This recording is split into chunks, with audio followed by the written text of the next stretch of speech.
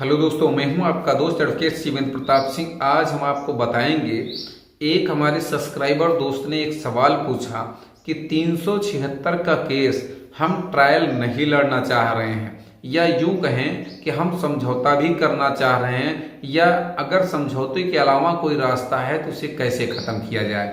आपको बता दें, पहला सवाल उसका था कि क्या समझौता हो सकता है या नहीं हो सकता है।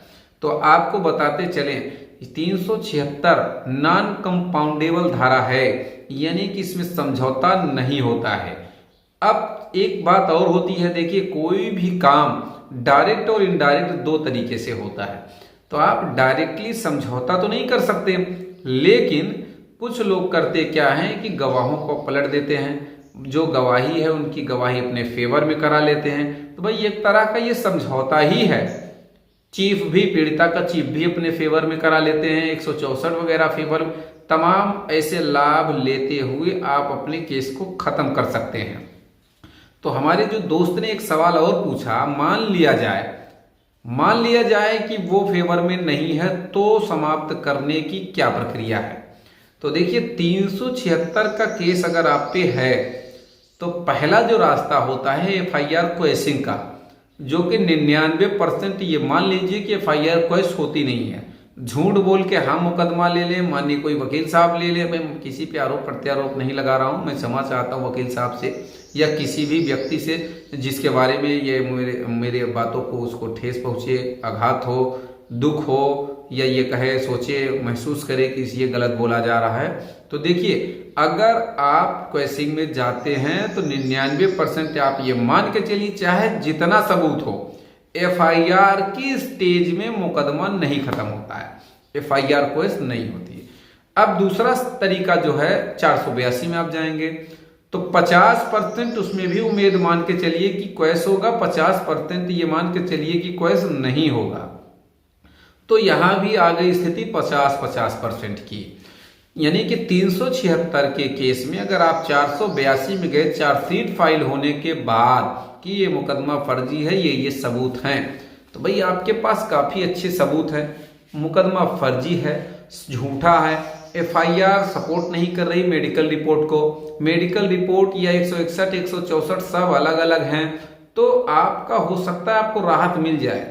और FIR में जो घटना नहीं बताई गई, कोई प्लेस नहीं बताया गया है आपके पास, या फिर अगर बताई भी गई है तो उस डेट पे, उस समय तारीख पर आप कहीं और थे, उसका भी एविडेंस आपके पास है। तो कहने का मतलब ये कि तमाम अच्छे सबूत आपके पास हैं। तो ऐसी स्थिति में हो सकता है कि 482 में राहत मिल सकता है, आपको मिल जाए आपको। लेकिन अगर नहीं मिलता है तो जो तीसरा रास्ता है 100% फायदा लेने वाला रास्ता है। वो एक सवाल और है लोगों का कि मान लीजिए कि जो तीसरा रास्ता मैं बताने जा रहा हूं, धारा 227 CRPC यानी डिस्चार्ज वाला, उसमें राहत नहीं मिलती है, तो क्या कोई नुकसान तो नहीं होगा। आपको बता दें, इन तीनों मामलों में इन तीनों से कोई नुकसान नहीं होगा। भाई अगर आप कोई भी चीज कानून के तहत ले आ रहे हैं, कानून के तहत मुकदमा फाइल कर रहे हैं, तो उसमें नुकसान कैसा है। अब जो मैं तीसरा रास्ता खत्म करने का बता रहा हूं, ये सबसे बेस्ट और करेक्ट रास्ता होता है।